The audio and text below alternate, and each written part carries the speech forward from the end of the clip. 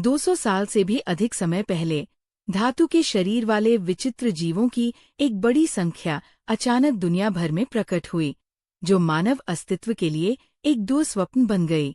ये जीव, जिन्हें बेस वेरिएंट क्रिएचर्स के नाम से जाना जाता है, इंसानों से बिल्कुल अलग प्रजाति के थे। उनके शरीर स्टील या क्रिस्टल से बने थे, जो मानव मांस और रक्त से मौलिक रूप से अलग थे। यहाँ तक कि सबसे निचले स्तर के बेस वेरिएंट प्राणियों के शरीर भी स्टील की तरह सख्त थे, जो सामान्य गोलियों के लिए प्रतिरोधी थे और उनसे बहुत कम या कोई नुकसान नहीं होता था।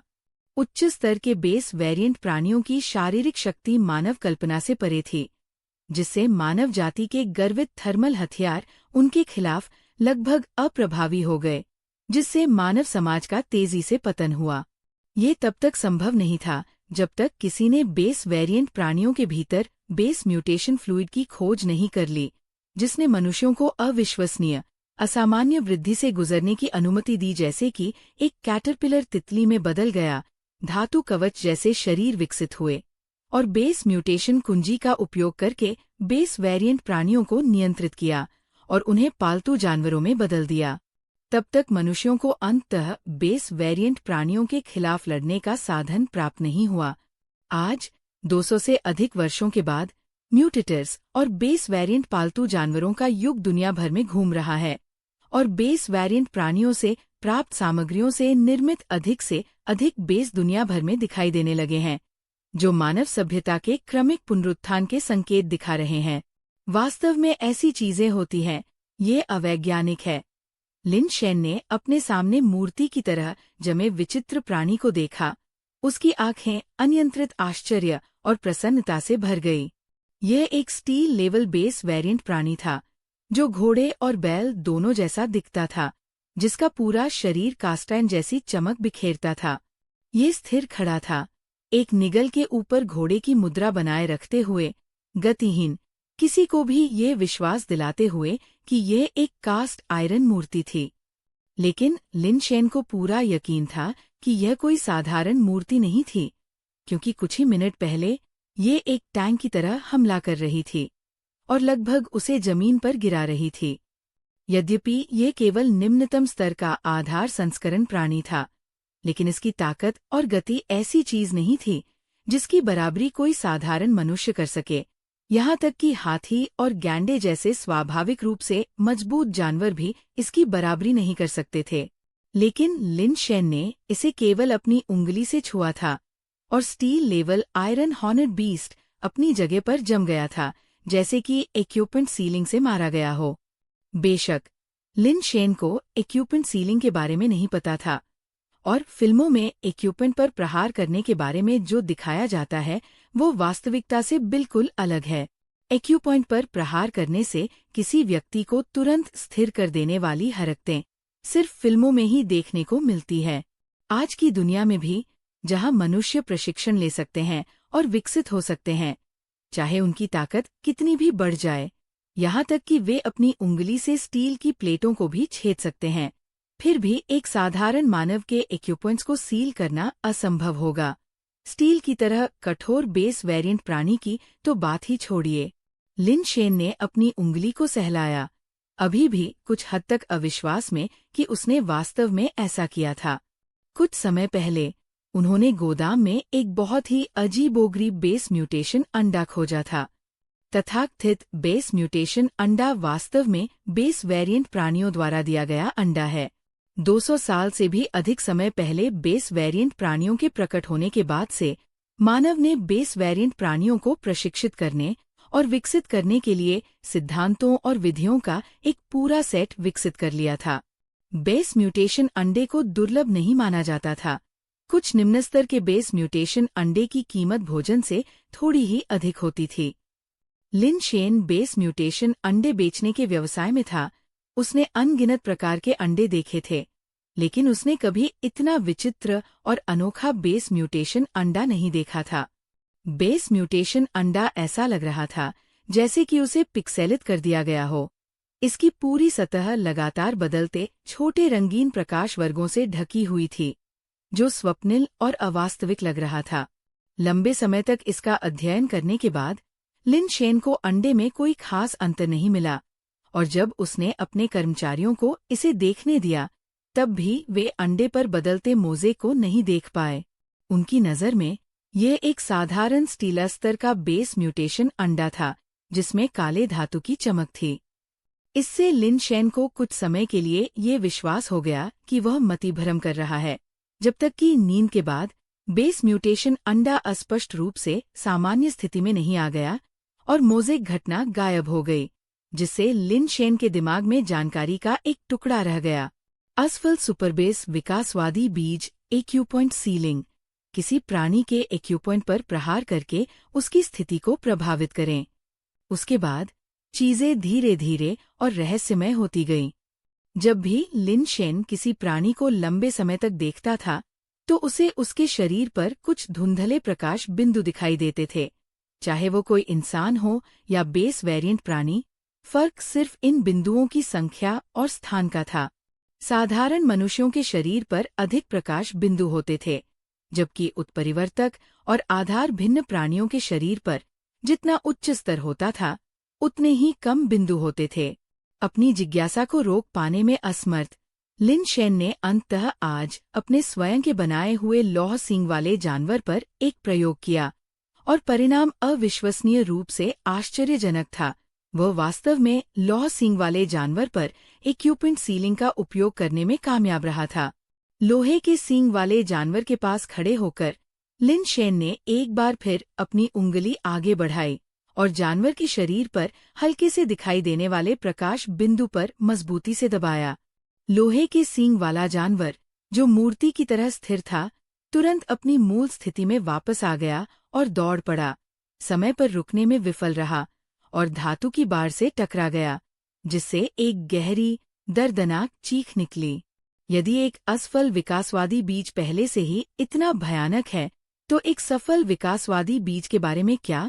बेस वेरिएंट प्राणियों का शिकार करने के लिए इस तरह के बीज का उपयोग करने के विचार से लिन शेन का उत्साह अवर्णनीय था। ये वास्तव में एक अजेय हथियार होगा। जैसे किसी विचार से लिन शेन पशु बाड़े से बाहर भागा, अपने पीछे का दरवाजा बंद किया और गोदाम की ओर भागा। वह देखना चाहता था कि क्या वहाँ कोई और बेस म्यूटेशन अंडे हैं जो अग्नि बीज ले जा रहे हैं। विशाल गोदाम में अलमारियों की कतारों में कई बेस म्यूटेशन अंडे भरे हुए थे। इनमें से अधिकांश अंडे निम्न स्तर के सामान थे, लेकिन ये बात नहीं थी, क्योंकि अग्नि बीज वाला बेस म्यूटेशन अंडा भी निम्न स्तर का सामान था। वास्तव में उसके स्टोर में कोई उच्च स्तर का बेस म्यूटेशन अंडे नहीं थे। गोदाम में सभी बेस म्यूटेशन अंडों की जांच करने के बाद उन्हें कुछ निराशा हुई, क्योंकि उन्हें मोज़ेक से ढका कोई भी अंडा नहीं मिला। ये समझ में आता है, जब वे स्टोर किए गए थे, तो मैं ही था जिसने उन्हें व्यक्तिगत रूप से अलमारियों पर रखा था। अगर कोई था, तो मुझे उन्हें पहले ही देख लेना चाहिए था। लिन शेन ने अपना सिर हिलाया। उसे लगा कि वो बहुत लालची था। इस तरह के अग्नि बीज का होना पहले से ही एक अकल्पनीय चमत्कार था। वह कैसे उम्मीद कर सकता था कि और भी बहुत कुछ होगा? अपने दिल में उत्साह को दबाते हुए लिन शेन दुकान पर चला गया। उनकी दुकान एक अंडा पकड़ने वाली दुकान थी, जो एक समय में बहुत लोकप्रिय क्लॉ मशीन आर्केड के समान थी। प्रत्येक अंडा पकड़ने वाली मशीन में कई बेस म्यूटेशन अंडे रखे होते थे, और ग्राहक सिक्के डालकर अंडा पकड़ने की कोशिश कर सकते थे। बेशक, अंडे को सफलतापूर्वक हथियाने की संभावना काफी कम रखी गई थी, जिससे ये मूलतः एक घाटे वाला व्यवसाय बन गया। लिन, आज भी बहुत लोग नहीं हैं, दुकान की सहायिका झाओ ली ने चिंतित होकर कहा, जब वो काउंटर के पीछे से बाहर आई और खाली दुकान पर नजर डाली। लिन, हमें कुछ उच्च स्तरीय बेस म्यूटेशन अंडे प्राप्त करने का तरीका खोजने की जरूरत है, अन्यथा हमारा व्यवसाय अगले दरवाजे की अंडे की दुकान द्वारा ले लिया जाएगा। लिन शेन ने थोड़ा सिर हिलाया, लेकिन ज्यादा कुछ नहीं कहा। वह परिवार में 5वां बच्चा था। उसके 3 बड़े भाई और एक बड़ी बहन थी, इसलिए झाओ ली आमतौर पर उसे लिन कहकर बुलाते थे। बगल की वो अंडे की दुकान हमें बहुत परेशान कर रही है। उनके कर्मचारी आज हमारे दुकान के दरवाजे पर ग्राहकों को लूटने के लिए आए और कहा कि हमारे बेस म्यूटेशन अंडे बेकार हैं। उनके पंजे बहुत ढीले हैं और अगर आप कुछ पकड़ने में कामयाब भी हो गए तो भी वह कचरा ही रहेगा, झाओ ली ने गुस्से से बताया। लिन शेन, हालांकि, उसकी शिकायतें सुनने के मूड में नहीं था, क्योंकि उसका ध्यान पूरी तरह से अंडे पकड़ने वाली मशीनों में से एक पर था। वह उस मशीन को घूरता रहा। संक्षेप में कहें तो उसका ध्यान मशीन के अंदर एक बेस म्यूटेशन अंडे पर गया, क्योंकि उसने उस विचित्र मोज़ेक को फिर से देखा।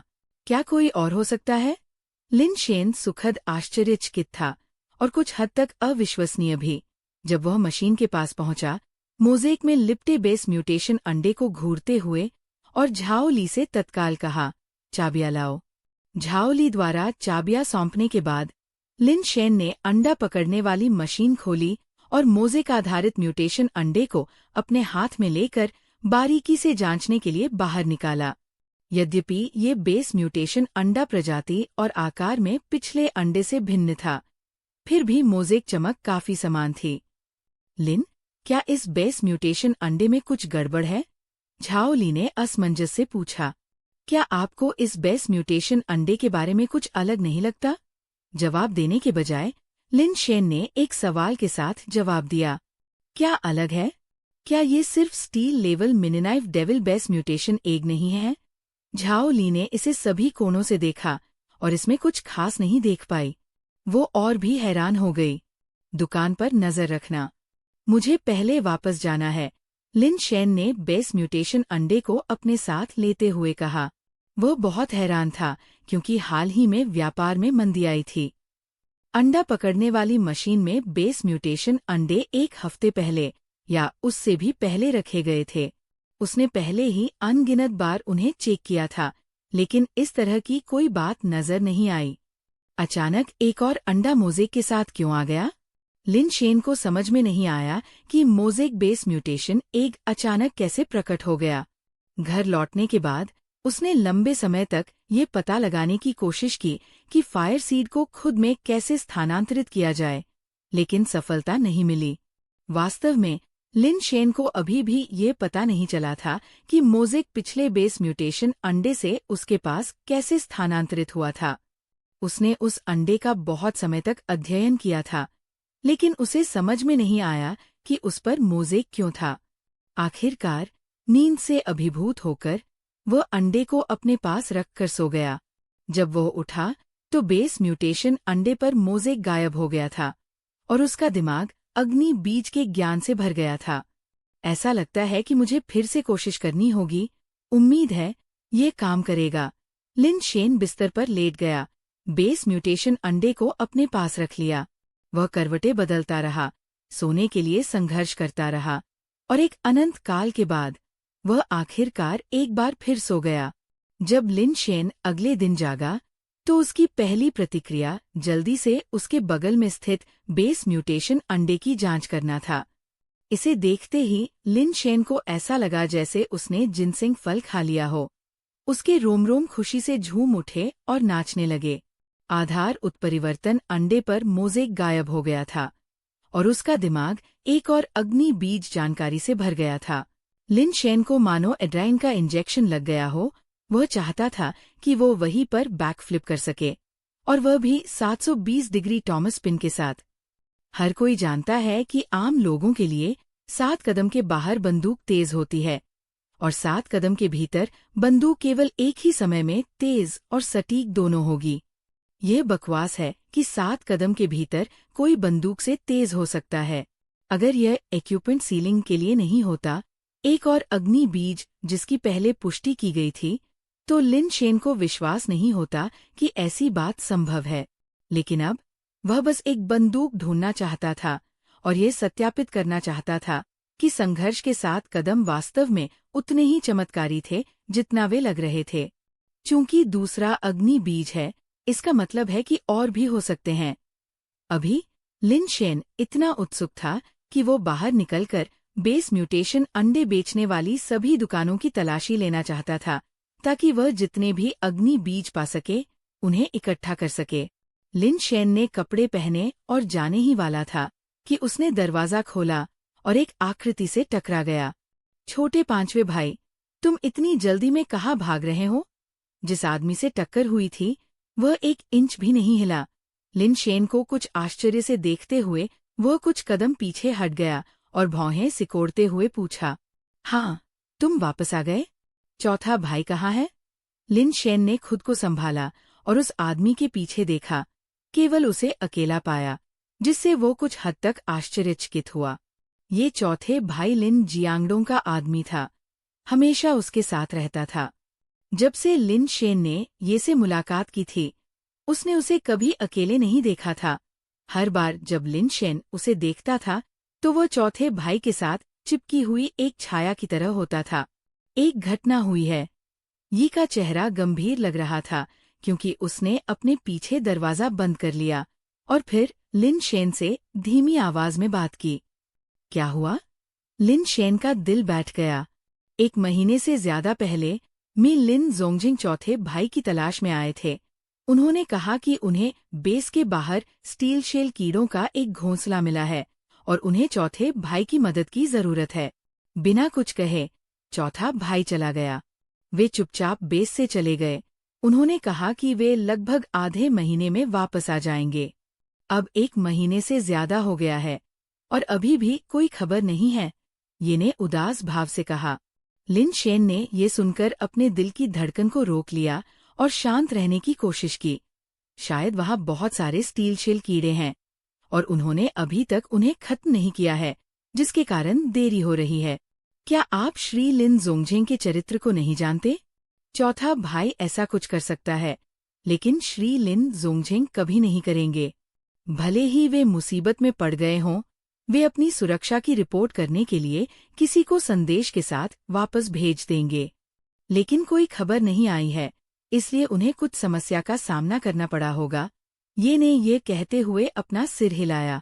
जब ये ने मिस्टर लिन जोंगजिंग के बारे में बात की तो लिन शेन को पता था कि उसका मतलब उसके तीसरे भाई लिन जोंगजिंग से था और वह अपने तीसरे भाई के चरित्र के बारे में भी स्पष्ट था। अगर ये बिल्कुल जरूरी न हो तो वह उन्हें बिना किसी खबर के नहीं छोड़ेगा। हमारे घर पर कितने लोग हैं? उन सभी को बुलाओ, हम उन्हें ढूंढने जा रहे हैं। लिन शेन ने खुद को शांत रखने के लिए मजबूर करते हुए ये की ओर देखा। हम नहीं जा सकते, नहीं हमें जाना चाहिए। ये ने फिर अपना सिर हिलाया। क्यों नहीं? लिन शेन ने ये पर भौहें चढ़ाई। आप जोखिम नहीं उठा सकते और अगर आप गए भी तो इससे कोई फायदा नहीं होगा, ये ने समझाया। लिन शेन जानता था कि ये उसे नीचा नहीं दिखा रहा था। जब से उसके दूसरे भाई का एक्सीडेंट हुआ था, लिन परिवार के बाकी 4 भाई बहनों ने एक नियम बना लिया था। लिन परिवार में सबसे बड़ी बहन परिवार के मामलों का प्रबंधन करती थी, जबकि तीसरे और चौथे भाई संघर्ष करने के लिए बाहर चले जाते थे और वो सबसे छोटा होने के नाते 5वां भाई परिवार की वंशावली को जारी रखने के लिए जिम्मेदार था, जो घर में रखा जाने वाला सर्वोत्कृष्ट उपकरण था। तीसरे और चौथे भाइयों के शब्दों के अनुसार लिन परिवार को कम से कम अपनी वंशावली को संरक्षित करना चाहिए। यदि वे सभी मर जाते हैं तो लिन परिवार की विरासत को आगे बढ़ाने और वंश को न तोड़ने के लिए लिन शेन पर निर्भर रहेगा। इसलिए लिन शेन 21 वर्ष की आयु में केवल कुछ ही बार बेस से बाहर गया था और उन खतरनाक स्थानों पर कभी नहीं गया था। अभी क्या समय हो गया है, इतनी चिंता कहाँ हो सकती है? लिन शेन ने भौहें सिकोड़ी। अगर तुम जाना भी चाहो तो भी बेकार है। मी लिन जोंगजिंग ने हमें नहीं बताया कि वे कहाँ गए हैं और मी लिन जोंगजिंग और उनके भाई की क्षमताओं के साथ, भले ही वे मुसीबत में पड़ जाए और अस्थायी रूप से फंस जाए, उनके पास निश्चित रूप से इसे हल करने के तरीके हैं। बस इतना है कि वे फिलहाल वापस नहीं आ सकते। अगर तुम जाते हो तो तुम वास्तव में उनके लिए बाधा बन सकते हो। ये ने अपना सिर हिलाया। लिन शेन हैरान रह गया। तो फिर आप मुझे ढूंढने का क्या मतलब है? ये एक परेशान करने वाली बात है। लिन, क्यूई और वांग परिवारों द्वारा संयुक्त रूप से आयोजित भर्ती कार्यक्रम शुरू होने वाला है। हाल के वर्षों में हमेशा मेरा भाई ही लिन परिवार का प्रतिनिधित्व करता था और अन्य 2 परिवारों के प्रतिनिधियों के साथ इसमें शामिल होता था। अगर हम इसमें शामिल नहीं होते हैं तो बेस के भीतर मौजूद अन्य 2 परिवार बेबुनियाद अटकलें लगा सकते हैं और ये बाद में परेशानी का सबब बन सकता है। ये म्यूटेटर की हमारी भर्ती के लिए भी अनुकूल नहीं होगा, इसलिए हमें इस बार इसमें शामिल होना चाहिए, ये ने समझाया। लिन शेन ने चुपचाप भौहें सिकोड़ लीं। आज की दुनिया में बेस वेरिएंट जीव हर जगह थे और मनुष्य उन जीवों के आक्रमण का विरोध करने के लिए बेस म्यूटेशन सामग्रियों का उपयोग करके आधार स्थापित करते थे। डार्क बर्ड बेस के भीतर लिन, क्यूई और वांग परिवारों ने अपनी जमीन पर कब्जा कर लिया। अगर क्यूई और वांग परिवारों को लिन परिवार की वर्तमान स्थिति के बारे में पता चला, तो वास्तव में ये बहुत परेशानी भरा होगा और उन्हें दमन का सामना करना पड़ सकता है। मैं क्या कर सकता हूँ? लिन शेन ने ये की ओर देखा और पूछा, ये जानते हुए कि अगर ऐसा कुछ नहीं होता जो वह करने में सक्षम होता तो ये उसके पास नहीं आता। छोटे भाई, तुम और मेरे भाई की बनावट बहुत मिलती जुलती है और तुम्हारी आवाज भी एक जैसी है। अगर तुम मास्क पहन सकते और बोलने के तरीके और उच्चारण पर ध्यान दे सकते, तो जो लोग तुम्हारे करीब नहीं हैं उनके लिए अंतर बताना बहुत मुश्किल होगा। ये ने लिन शेन को ऊपर से नीचे तक देखा। तुम्हारा मतलब है? लिन शेन ने शब्दों को बर्बाद नहीं किया, ये जानते हुए कि ये खतरा ऐसा था जिसे उसे उठाना था। अतीत में उसकी बहन और बड़े भाइयों ने उसे तूफान से बचाया था। अब जब घर पर कोई समस्या थी, तो उसे स्वाभाविक रूप से खड़ा होना पड़ा। आपको चिंता करने की जरूरत नहीं है। आयोजन स्थल बेस के अंदर है, वहां कोई खतरा नहीं होगा। हालांकि आपको सावधान रहने की जरूरत है ताकि क्यूई और वांग परिवारों को कोई खामी नजर न आए, और आपको मास्क पहनने का कोई कारण भी सोचना होगा। ये ने आह भरते हुए कहा, क्यूई और वांग परिवारों के लोग आसानी से हार नहीं मानते, और चाहे आपका बहाना कितना भी वाजिब क्यों न हो, उनके संदेह को पूरी तरह से दूर करना बहुत मुश्किल है। आपको उनके साथ व्यवहार करते समय सावधान रहने की जरूरत होगी। भर्ती कार्यक्रम शुरू होने में अभी कितना समय है? लिन शेन ने सोचा और फिर से पूछा। कल सुबह सबसे पहले, ये ने कहा। बेस म्यूटेशन के लिए अब बहुत देर हो चुकी है, इसलिए हमें किसी भी गलती से बचने के लिए सभी विवरणों पर ध्यान से विचार करना चाहिए। लिन शेन ये को घर में ले आए और उन दोनों ने बार बार हर संभावित विवरण पर चर्चा की जो सामने आ सकता था।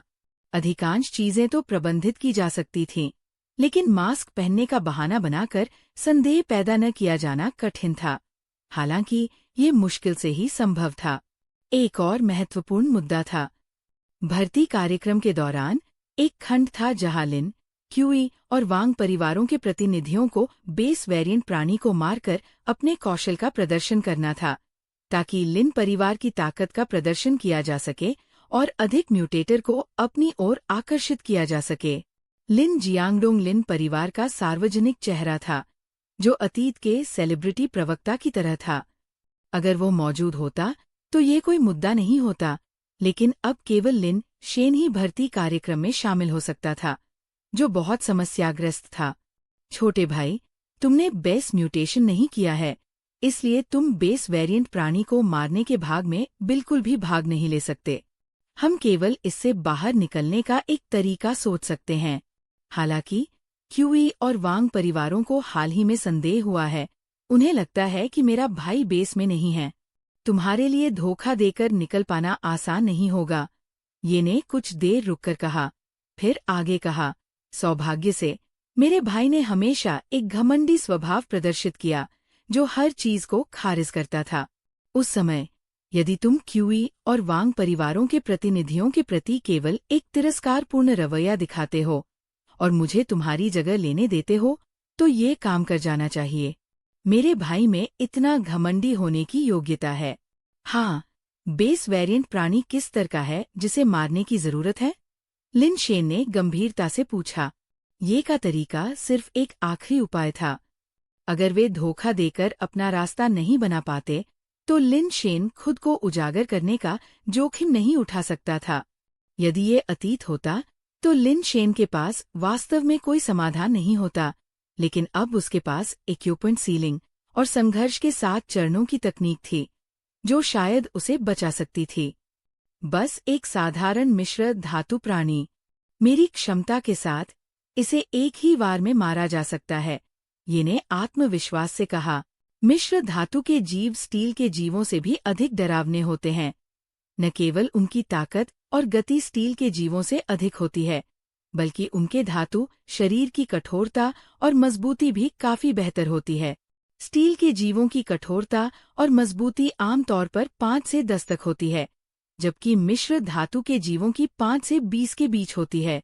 जब कठोरता और मजबूती 10 से अधिक हो जाती है, तो हैंडगन की गोलियों को भी मिश्र धातु के जीवों को नुकसान पहुंचाने में कठिनाई होती है। इसका मतलब ये है कि स्टील स्तर पर म्यूटेटर्स को भी मिश्र धातु प्राणियों का सामना करते समय उनकी सुरक्षा को भेदना मुश्किल लगेगा। लिन शेन जैसे किसी व्यक्ति की तो बात ही छोड़िए, जिसने बेस म्यूटेशन नहीं किया है और जो स्टील स्तर पर भी नहीं है। स्टील और मिश्र धातु के जीवों के ऊपर और भी अधिक भयानक क्रिस्टलाधारित जीव हैं, जो शायद ही कभी डार्क बर्ड बेस के पास दिखाई देते हैं। लिन शेन ने उन्हें केवल कुछ वीडियो सामग्रियों में और कभी-कभी क्रिस्टलाधारित प्राणी सामग्री या क्रिस्टल म्यूटेशन अंडे बेचने वाली दुकानों में देखा था, जो कि बड़े ठिकानों से निकलने वाले ज्यादातर उच्च स्तरीय सामान थे। हाँ, मुख्य विवरण काफी हद तक सही हैं। चलो इसे दिन का अंत मानते हैं।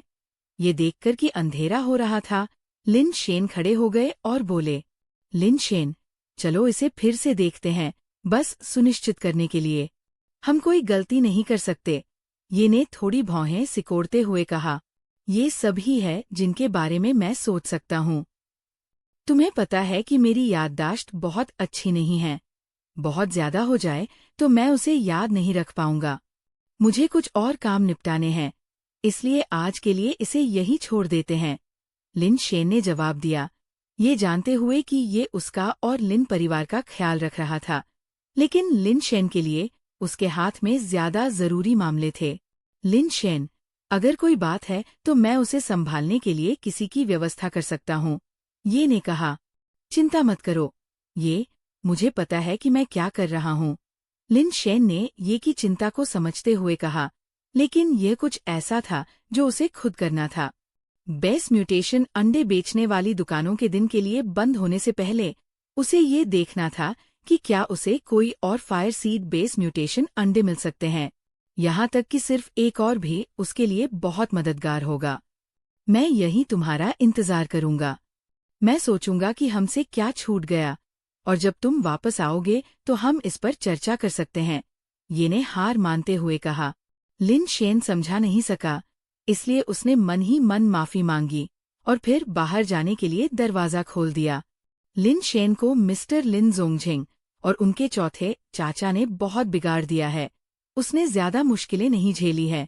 उसके लिए अचानक इतनी बड़ी जिम्मेदारी का बोझ उठाना मुश्किल है।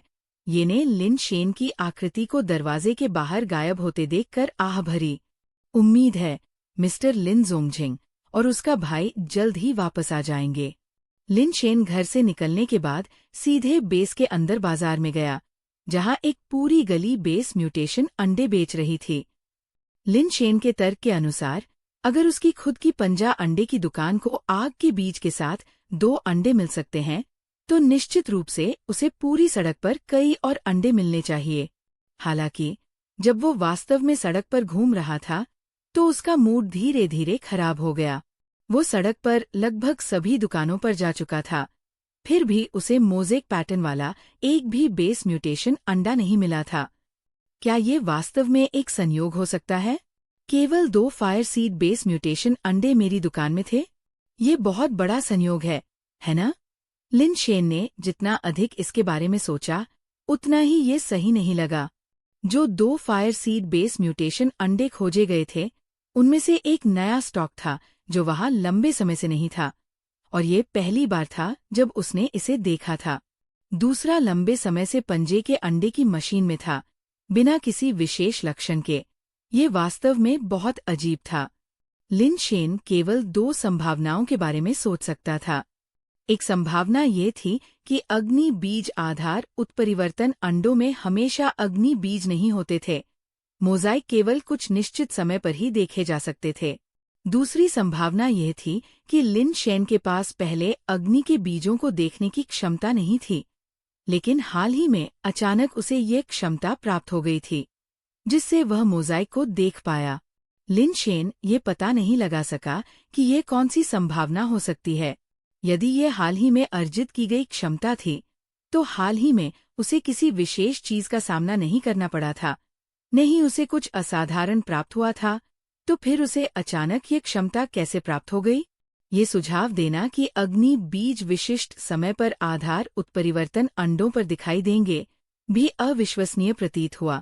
इससे ये स्पष्ट नहीं हुआ कि केवल वही अग्नि बीज क्यों देख सका, जबकि अन्य कुछ भी नहीं देख सके। लिन शेन का मानना था कि उसने किसी प्रकार की योग्यता प्राप्त कर ली है, लेकिन वो नहीं जानता था कि उसने ये योग्यता कैसे प्राप्त की। क्या ऐसा हो सकता है कि मेरे अंदर कोई जन्मजात प्रतिभा, कोई अव्यक्त उपहार है जो अचानक जागृत हो गया है? लिन शेन ने तुरंत इस विचार को खारिज कर दिया। लिन भाई बहन, जो सभी पांचों एक ही माता पिता से पैदा हुए थे, को यदि कोई विरासत में मिली पारिवारिक प्रतिभा थी तो उसे बहुत पहले ही जागृत कर लेना चाहिए था। केवल उसी के द्वारा ऐसी प्रतिभा को जागृत करना उचित नहीं होगा। प्रतिभा और क्षमता के मामले में लिन शेन को लगा कि वो संभवतः अपने भाई बहनों में सबसे कम प्रतिभाशाली था। बड़ी बहन की हमेशा से फोटोग्राफिक मेमोरी रही है और दूसरे भाई की शारीरिक प्रतिभा बेजोड़ है। उसका वजन लगभग 10 पाउंड था और जब वो 10 साल से कम का था तब तक वह 1 मीटर 80 लंबा हो चुका था।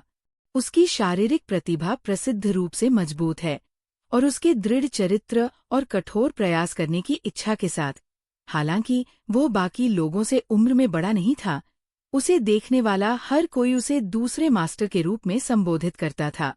ये उसके साथ था कि लिन भाइयों को मास्टर की उपाधि से संबोधित करने की परंपरा शुरू हुई। तीसरा भाई और चौथा भाई भी बुद्धिमान और भावनात्मक रूप से कुशल हैं और उनकी साधना प्रतिभा डार्क बर्ड बेस में सर्वश्रेष्ठ में से एक है।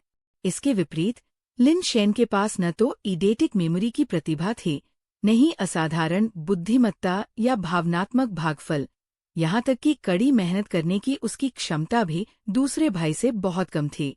अगर कोई आनुवंशिक प्रतिभा होती तो कोई कारण नहीं था कि वे केवल उसी में दिखाई देती। वास्तव में क्या कारण है कि मैं उन अग्नि बीजों को देख सकता हूँ? लिन शेन ने बिना किसी निष्कर्ष पर पहुंचे आश्चर्य व्यक्त किया, ये पता लगाने में असमर्थ कि क्यों। उसने सड़क पर सभी दुकानों को छान मारा था और सड़क के किनारे की दुकानों को भी नहीं छोड़ा था, लेकिन परिणाम ने लिन शेन को निराश कर दिया था, क्योंकि उसे वास्तव में एक भी अग्नि बीज आधारित उत्परिवर्तन अंडा नहीं मिला था। क्या ये वास्तव में एक संयोग हो सकता है कि केवल 2 फायर सीड बेस म्यूटेशन अंडे मेरी दुकान में है? लिन शेन ने इस तरह के भाग्य पर विश्वास करने से इनकार कर दिया, क्योंकि संभावना लॉटरी जीतने से भी कम थी। लेकिन पूरी गली छानने के बाद भी उसे एक भी फायर सीड बेस म्यूटेशन अंडा नहीं मिला। भले ही दूसरों के पास स्टॉक या संग्रह हो, वे उसे नहीं दिखाते। खोजने के लिए कोई और जगह नहीं थी। अचानक लिन शेन की आंखें चमक उठीं जब उसने एक ऐसी जगह के बारे में सोचा जहां अभी भी बड़ी संख्या में बेस म्यूटेशन अंडे थे। दरअसल लिन शेन ने जिस जगह के बारे में सोचा था वो उसकी दुकान के ठीक बगल में स्थित क्लॉ मशीन की दुकान थी। उस पंजा मशीन की दुकान के बारे में बात करते हुए लिन शेन को बेहद निराशा महसूस हुई। लिन शेन ने पंजा मशीन की दुकान खोलने का कारण ये था कि यह एक आसान व्यवसाय था जिसमें बहुत कम प्रयास की आवश्यकता थी। साथ ही उनकी दुकान में बेस म्यूटेशन अंडे उनके परिवार द्वारा प्रदान किए गए थे, जिससे यह एक निश्चित लाभदायक व्यवसाय बन गया। वास्तव में उसके परिवार को लिन शेन से पैसे कमाने की कोई उम्मीद नहीं थी। जब तक वो अच्छा व्यवहार करता रहा और परेशानी से दूर रहा, तब तक वह ठीक था। लिन शेन ने अपनी दुकान का नाम गेट रिच क्विक रखा ताकि उसे अच्छा मुनाफा हो और खर्च करने के लिए कुछ पैसे भी मिल सकें। पहले कुछ महीनों तक तो व्यापार वाकई अच्छा चला। हालांकि वह रातों रात अमीर नहीं बन पाया, लेकिन उसने काफी कमाई की, यहाँ तक कि लेटे-लेटे भी पैसे कमाता रहा। ऐसा तब तक था जब तक कि पिछले महीने उसकी दुकान के बगल में लकी एग्स नाम की एक दुकान नहीं खुल गई और लिन शेन के अच्छे दिन खत्म हो गए। लकी एग्स में कई उच्च गुणवत्ता वाले बेस म्यूटेशन अंडे थे और क्लॉ मशीन की सेटिंग थोड़ी ढीली थी। अंडों की व्यापक विविधता के साथ क्लॉ एक कॉइन का मूल्य कम होने और स्टोरफ्रंट बड़ा और अधिक अपस्केल होने के कारण व्यवसाय को लिन शेन के सभी ग्राहकों को छीनने में अधिक समय नहीं लगा। यदि ये तथ्य न होता कि दुकान और बेस म्यूटेशन अंडे दोनों उसके परिवार के थे, तो लिन शेन ने दुकान बंद करने पर भी विचार किया होता। वह प्रतिस्पर्धा ही नहीं कर सकता था। व्यावसायिक प्रतिस्पर्धा में कोई सही या गलत नहीं होता है, लेकिन लिन शेन के अवलोकन के अनुसार जिस दर पर लकी एग्स के बेस म्यूटेशन अंडे लिए जा रहे थे, उससे ये पता चलता है कि वे स्पष्ट रूप से घाटे में चल रहे थे, लाभ नहीं कमा रहे थे, बल्कि वास्तव में पैसा खो रहे थे। ऐसा प्रतीत होता है कि वे लागत की परवाह किए बिना उनके व्यवसाय को ध्वस्त करने के इरादे से काम कर रहे थे। सबसे असनीय बात ये थी कि लकी एग्स का मालिक क्यूई तियानफू निकला। क्यूई तियानफू, क्यूई परिवार का वह साथी, लिन शेन के साथ एक ही गली में बड़ा हुआ था। वे उम्र में समान थे और एक तरह से उन्हें बचपन का दोस्त कहा जा सकता था। फिर भी, चाहे ये किसी पिछले जन्म की दुश्मनी के कारण हो, दोनों को एक दूसरे की सूरत भी पसंद नहीं थी। दोनों हमेशा एक दूसरे की श्रेष्ठता को स्वीकार करने से इनकार करते थे। जो कुछ एक के पास था, वह दूसरे के पास भी होना चाहिए, और केवल इतना ही नहीं, बल्कि वह दूसरे से बेहतर भी होना चाहिए। वे इस बात पर प्रतिस्पर्धा करते थे कि कौन सबसे तेज और सबसे लंबा हो सकता है, कौन सबसे दूर तक पेशाब कर सकता है, कौन सबसे तेज दौड़ सकता है और सबसे ऊंची छलांग लगा सकता है, किसकी गर्लफ्रेंड सबसे सुंदर है। संक्षेप में, ऐसा कुछ भी नहीं था जिसके लिए वे प्रतिस्पर्धा न करते हों। हमेशा एक दूसरे की सफलता पर ईर्ष्या करते थे। अन्यथा, क्यू तियानफू ने लिन शेन की दुकान के ठीक बगल में लकी एग्स खोलने का विकल्प नहीं चुना होता। कौन सी तेज हवा ने लिन परिवार के युवा स्वामी श्री लिन शेन को हमारी ओर उड़ा दिया है? काउंटर के पीछे बैठा 200 पाउंड का मोटा आदमी पहले तो चौंक गया जब उसने लिन शेन को अंदर आते देखा, फिर एक धूर्त मुस्कान के साथ अपनी आंखें सिकोड़कर पूछा। उसका लहजा चिढ़ाने वाला और व्यंग्यात्मक था। लिन शेन ने उसे अनदेखा कर दिया और बस दुकान के चारों ओर देखने लगा। पंजा मशीनों के अंदर बेस म्यूटेशन अंडे को स्कैन करना शुरू कर दिया। क्यू तियानफू की दुकान उसकी दुकान से 2 से 3 गुना बड़ी थी। लिन शेन की दुकान में सिर्फ 1 दर्जन पंजा मशीनें थीं, लेकिन यहाँ 40 या 50 थीं। उनमें बेस म्यूटेशन अंडे की विविधता बहुत ज्यादा थी और कई मशीनों में उच्च गुणवत्ता वाले बेस म्यूटेशन अंडे थे। अचानक लिन शेन को अपने दिल की धड़कन तेज महसूस हुई, क्योंकि उसने एक पंजा मशीन के अंदर एक अग्नि बीज आधारित उत्परिवर्तन अंडा देखा, जो रंगीन मोज़ेक पैटर्न में लिपटा हुआ था। लिन शेन, मैं तुमसे बात कर रहा हूँ। क्या तुमने मुझे नहीं सुना? तुम्हें मिस्टर लिन शेन कहना तुम्हारे तीसरे और चौथे चाचा के प्रति सम्मान है, और अब तुम्हें लगता है कि तुम वाकई कोई बड़े आदमी हो। लिन शेन को उसे अनदेखा करते देख क्यू तियानफू ने नाक सिकोड़ते हुए कहा, आज मैं वास्तव में बड़ा शख्स हूँ। मैं इन सभी को क्लॉ एक कॉइन में बदलना चाहता हूँ। लिन शेन ने 100 युआन के नोटों का एक ढेर निकाला और उन्हें काउंटर पर पटक दिया। तुम्हें लगता है कि तुम इतने कम पैसे में बड़ा काम कर सकते हो? तुम किसको नीचा दिखा रहे हो? मैं तुम्हारे साथ व्यापार नहीं करूंगा। चले जाओ। क्यूई तियानफू पहले तो चौंक गया, फिर अपने आप को संभालने के बाद उसने ठंडी सांस लेते हुए कहा, क्या ऐसा है कि आप ऐसा नहीं करना चाहते हैं, या आपको डर है कि मुझे पता चल जाएगा कि आपकी पंजा मशीन में हेराफेरी की गई है और आप ऐसा करने की हिम्मत नहीं कर पाएंगे? लिन शेन ने बेफिक्र होकर कहा, कौन कह रहा है कि मेरी पंजा मशीन में हेराफेरी की गई है? मेरी पंजा मशीन की पकड़ मजबूत है और बेस म्यूटेशन अंडे उच्च गुणवत्ता के हैं। आप क्या जानते हैं? ये सुनकर क्यू तियानफू गुस्से से भड़क गया। दोनों के बीच हुई तीखी बहस ने दुकान में मौजूद ग्राहकों की निगाहें खींच ली थी। स्वाभाविक रूप से क्यूई तियानफू दोष नहीं ले सकता था, और इसके अलावा लिन शेन वास्तव में उसके साथ गलत कर रहा था। अगर कोई चालबाजी नहीं है, तो आपको किस बात का डर है? बस सिक्के बदल दें। लिन शेन ने 3 उंगलियों से पैसे दबाए और क्यू तियानफू की ओर धकेल दिया। ठीक है, तुम खेलना चाहती हो, मैं तुम्हें दिल खोलकर खेलने दूंगा। क्यूई तियानफू ने लिन शेन को गुस्से से देखा, पैसे पकड़े और क्लॉ एक कॉइन्स का एक बॉक्स लिन शेन के सामने जोर से धकेल दिया। लिन शेन ने सिक्के लिए और बिना कुछ कहे सीधे उस पंजा मशीन के पास गया, जिसमें अग्नि बीज आधारित उत्परिवर्तन अंडे थे। उस समय उस पंजा मशीन पर कोई नहीं था। लिन शेन ने सिक्के डाले और जॉयस्टिक को हेरफेर करना शुरू कर दिया। बॉस, वो लिन शेन बच्चा बहुत घमंडी है। क्या हमें उसे समाज की कठोरता दिखाने के लिए उसके पंजे को ढीला कर देना चाहिए? एक दुकान सहायक आया और क्यू तियानफू से फुसफुसाया, इसे एडजस्ट मत करो। मैं उस बदमाश को बहुत अच्छी तरह से जानता हूँ। वह शायद पड़ोस के लड़के की तरह हानिरहित और खुशमिजाज दिखता हो, लेकिन वो वास्तव में बहुत चालाक है। वो निश्चित रूप से यहाँ अच्छे इरादों के साथ नहीं आया था। क्यू तियानफू ने सोचा कि उसने लिन शेन को समझ लिया है और ठंडे स्वर में कहा, जिस क्षण वह आया, उसने जानबूझकर मुझे भड़काने की कोशिश की। अगर मैंने अब पंजा ढीला कर दिया, तो इतने सारे ग्राहक उसे बहुत सारा पैसा खर्च करते हुए और कुछ भी नहीं पकड़ते हुए देख रहे हैं। साथ ही उस बदमाश के शोरगुल से ये निश्चित रूप से हमारे व्यवसाय को प्रभावित करेगा। ये छोटी छोटी तरकीबें मेरे सामने बेकार हैं। उसे जितना चाहे उतना हड़पने दो। वह कितना हड़प सकता है? ये हमारे लिए एक अच्छा विज्ञापन होगा। आप बहुत बुद्धिमान हैं, मालिक, दुकान सहायक ने प्रशंसापूर्वक कहा। चापलूसी बंद करो। बस यहाँ देखो, क्यूई तियानफू ने मुस्कुराते हुए डांटा और काउंटर के पीछे से बाहर निकलकर लिन शेन के पीछे खड़ा हो गया और उसे पंजा मशीन खेलते हुए देखने लगा। लिन शेन को पता था कि क्यू तियानफू वहां था, लेकिन उसने उसकी ओर मुड़कर नहीं देखा, बस मशीन चलाता रहा। ये कहना जरूरी था कि क्यू तियानफू की पंजा मशीन में बेस म्यूटेशन अंडे की गुणवत्ता वास्तव में उसकी अपनी दुकान में मौजूद अंडे से बेहतर थी। इस मशीन में कुल 8 बेस म्यूटेशन अंडे थे।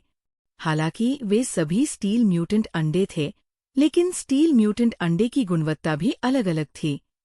बेस वेरिएंट जीवों का आकलन करने के लिए ताकत, गति, कठोरता और दृढ़ता महत्वपूर्ण डेटा है, जबकि ये सच है कि स्टील प्राणियों के लिए अधिकतम मूल्य 10 है। उनमें से अधिकांश उस मूल्य तक नहीं पहुंचते हैं। ये बहुत अच्छा माना जाता है अगर वे 8 या 9 को मार सकते हैं। एक तरह की मामूली नाजुकता। लिन शेन की दुकान में ज्यादातर इस्तेमाल किए जाने वाले बेस म्यूटेशन अंडे आयरन हॉर्नेड बीस्ट जैसे जीवों से थे। वयस्क आयरन हॉर्नेड बीस्ट की गति लगभग 8 तक पहुंच सकती थी और उनकी ताकत भी लगभग 7 थी। हालांकि उनकी कठोरता केवल 5 से थोड़ी अधिक थी और 6 से थोड़ी अधिक लचीलापन के साथ ऐसे मूल्य स्टील प्राणियों के बीच केवल मध्यम से निम्न श्रेणी के थे। इस मशीन में बेस म्यूटेशन अंडे सॉपरिष्कृत स्टील क्लैड बीस्ट से आए थे। हालांकि इसकी गति 5 से थोड़ी कम थी, लेकिन ताकत और कठोरता दोनों 8 से अधिक थी और कुछ 9 तक भी पहुंच सकते थे और कठोरता 7 से अधिक थी। इसकी लड़ाकू शक्ति आयरन हॉर्नेड बीस्ट की तुलना में कहीं बेहतर थी। एक वयस्क सॉपरिष्कृत स्टील क्लैड जानवर एक हाथी जितना बड़ा था, लेकिन उससे कहीं ज्यादा भारी था। यह एक सवारी या युद्ध पालतू जानवर के रूप में काम आ सकता था और बड़ी मशीनरी और सामग्रियों के परिवहन में भी बेहद प्रभावी था, जिससे यह एक काफी व्यावहारिक पालतू जानवर बन गया। वास्तव में कई ठिकानों के निर्माण में सॉपरिष्कृत स्टील बीस्ट से प्राप्त सामग्री का उपयोग किया गया था। इसका मूल्य आयरन हॉर्नेड बीस्ट से कहीं अधिक था। अलग अलग क्लॉ मशीनों को खेलने के लिए अलग अलग मात्रा में क्लॉ एक कॉइन की आवश्यकता होती है।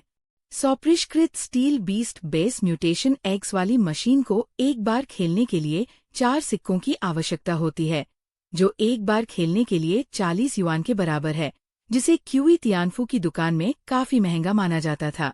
लिन शेन ने सिक्के डाले और कुछ बार कोशिश की। हर बार बेस म्यूटेशन अंडे को पकड़ने के बाद जैसे ही पंजा बाहर निकलने की ओर बढ़ता, वह गिर जाता। 5 कोशिशों के बाद भी वह कुछ भी हासिल करने में कामयाब नहीं हुआ। युवा लिन शेन, आपकी किस्मत बहुत अच्छी नहीं लगती। क्यू तियानफू ने किनारे से मजाक किया। बिना कौशल वाले लोगों को भाग्य पर निर्भर रहना पड़ता है। लिन शेन ने क्यूई तियानफू की ओर देखा तक नहीं और ऐसा कहते हुए 4 और सिक्के डाले और पंजा मशीन को सक्रिय कर दिया। पफ्फट, अगर किस्मत नहीं तो क्या? क्या आप जेड सम्राट से आशीर्वाद की उम्मीद कर रहे हैं?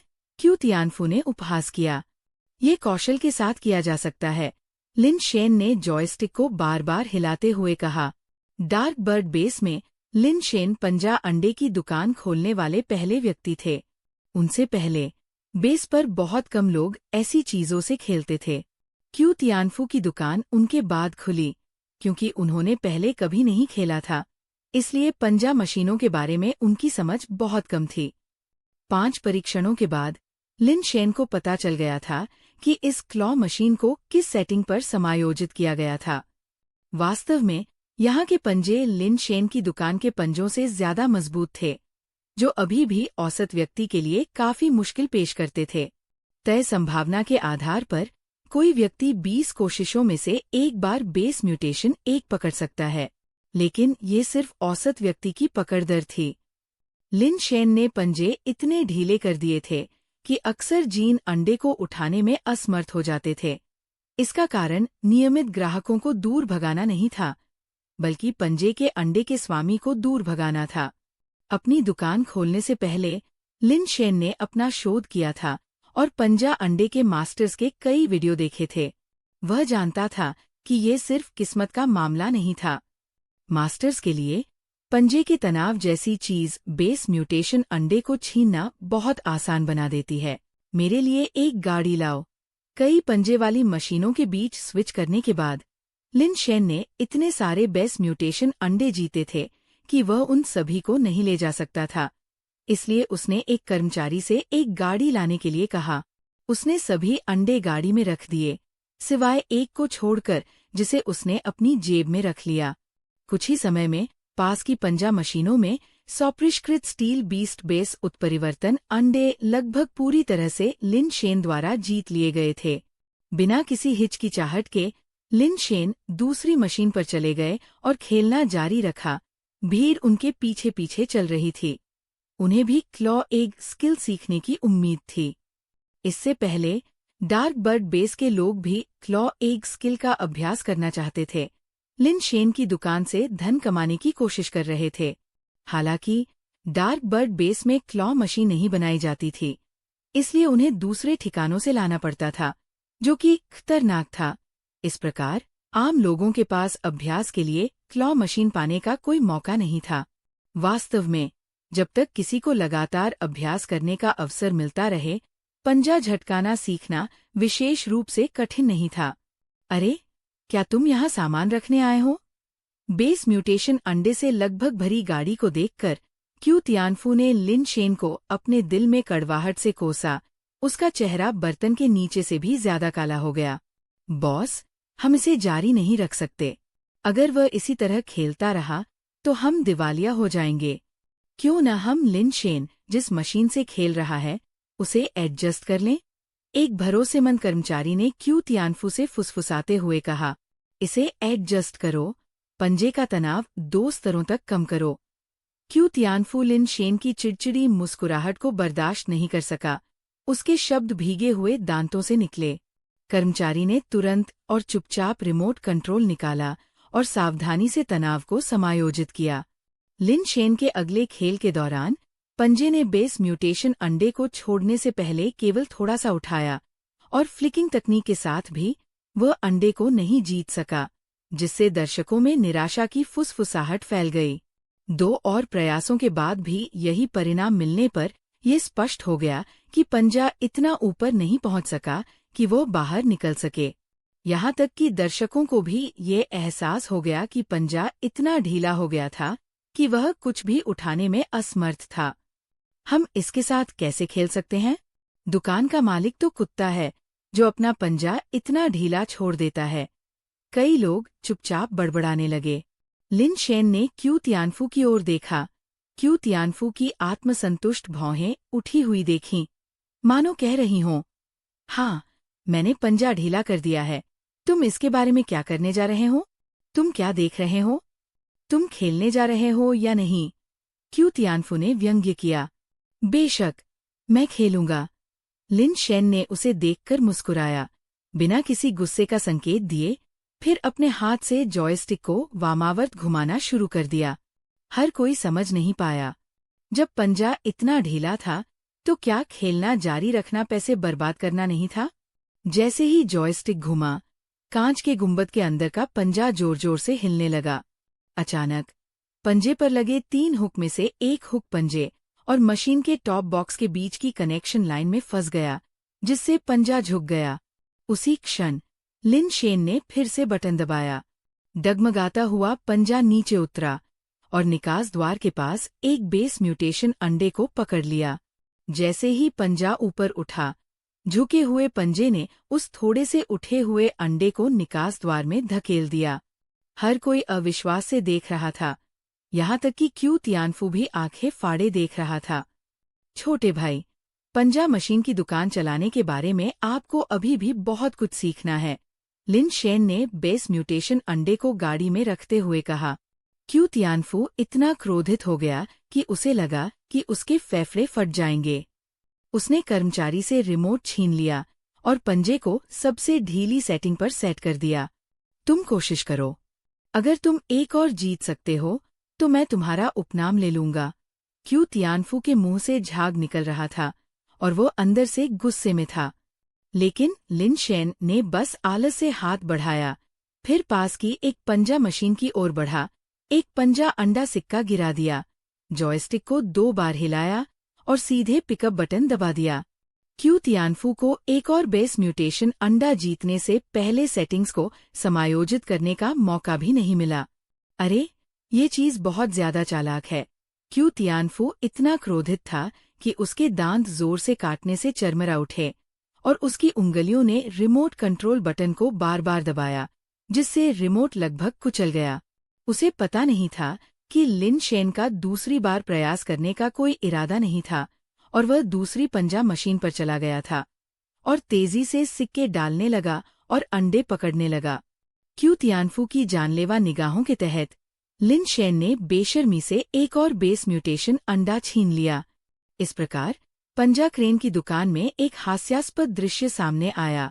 लिन शेन बेस म्यूटेशन अंडे को हथियाने के लिए मशीनों को स्विच करता रहा, जबकि क्रोधित क्यूई तियानफू को इसकी कोई परवाह नहीं थी और उसने गुस्से में रिमोट दबा दिया, जिससे सभी पंजा मशीनें अपनी सबसे ढीली सेटिंग्स पर आराम से आ गईं, इससे पहले कि तमाशा अंततः समाप्त हो जाए। लिन शेन द्वारा पकड़े गए बेस म्यूटेशन अंडे अब गाड़ी में एक छोटी सी पहाड़ी के रूप में जमा हो गए थे।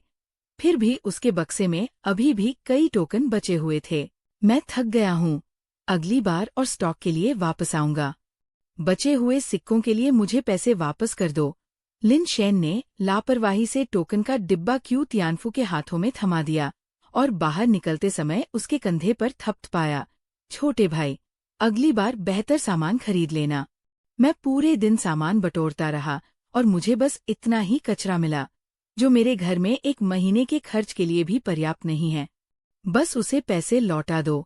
क्यू तियानफू की इच्छा थी कि वो उछलकर लिन शेन को थप्पड़ मार दे, लेकिन इतने सारे ग्राहकों के आसपास होने के कारण वह केवल अपने गुस्से को रोक सकता था, अपने दांतों को अपने पेट में दबा सकता था और किसी से लिन शेन के शेष पंजा अंडे के सिक्कों को नकदी में बदलवा सकता था। मैं थोड़ी देर के लिए गाड़ी उधार लूंगा, बाद में ले आऊंगा। तुम्हें पता है कि मैं बगल में ही रहता हूँ, मैं भाग नहीं सकता। लिन शेन ने बेस म्यूटेशन अंडों से भरी गाड़ी को दरवाजे से बाहर धकेलते हुए कहा। बाहर निकलते समय उसने खड़े ग्राहकों को संबोधित करते हुए कहा, अगर कोई क्लॉ एग स्किल टिप्स का आदान प्रदान करना चाहता है, तो खेलने के लिए मेरी wealth flaunting claw crane shop में आने का स्वागत है। हो सकता है कि वहाँ पंजे बहुत टाइट न हों, लेकिन वे सभी के लिए एक जैसे ही रहते हैं। अगर आपके पास कौशल है तो आप अपनी इच्छानुसार पकड़ सकते हैं। ऐसा कहकर लिन शेन बिना पीछे देखे बाहर चला गया। लिन शेन के चले जाने के बाद दुकान के ग्राहक भी भाग खड़े हुए, एक भी व्यक्ति नहीं बचा। ये किसी के लिए भी स्पष्ट था कि दुकान में मशीनों को सबसे ढीले स्तर पर सेट किया गया था। अब क्लॉ मशीनों को चलाना पानी में पैसा फेंकने जैसा था। उस कमीने को मैं नहीं छोड़ूंगा। क्यू तियानफू अंततः खुद को रोक नहीं सका और जोर से चिल्लाया। लेकिन लिन शेन ने पलटकर भी नहीं देखा। वह अपनी खुद की पंजा क्रेन की दुकान में घुस गया और गाड़ी को भ्रमित झाओली को सौंप दिया। ये बेस म्यूटेशन अंडे अच्छी गुणवत्ता के हैं, प्रत्येक क्लॉ मशीन में 2 या 3 डालें। लिन शेन ने दुकान छोड़ने से पहले अनजान झाओली को निर्देश दिया। घर वापस आकर लिन शेन ने ये को नहीं देखा और सोचा कि वह चला गया है, लेकिन तभी उसने देखा कि ये बाहर से वापस आ रहा है और सामने का दरवाजा बंद कर रहा है। लिन शेन को जल्दी ही एहसास हो गया कि ये चुपचाप क्यूई तियानफू की अंडा हड़पने वाली दुकान तक उसका पीछा कर रहा होगा। हाँ, क्या तुमने देखा कि अभी क्या हुआ? लिन शेन ने पूछा। ये ने सिर हिलाया और कहा, अभी हम कोई गलती बर्दाश्त नहीं कर सकते। मुझे डर था कि कहीं तुम्हें कुछ हो न जाए, इसलिए मैं तुम्हारे पीछे चला आया। बॉस हमेशा कहता है कि तुम खाने पीने और मौज-मस्ती के मामले में हर काम में माहिर हो।